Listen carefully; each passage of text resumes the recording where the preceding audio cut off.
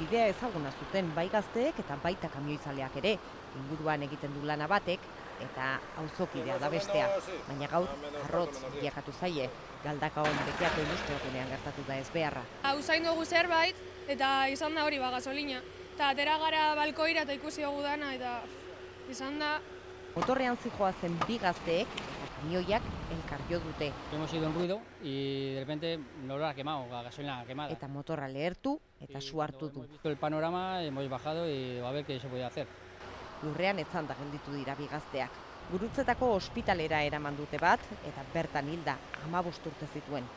Laguna, antza gidari zijoana, larri dago Galdakaoko ospitalean. Kamio gidariak ez omen du motorra ikusi. Ezbeharra arratsaldeko 3 pasatxoan gertatu da hemen, eta bizilagunak oraindik ere sustoari buelta eman ezin da segitzen dute. Bi gazteak oso ezagunak dira Galdakaon eta herria saminduta dago.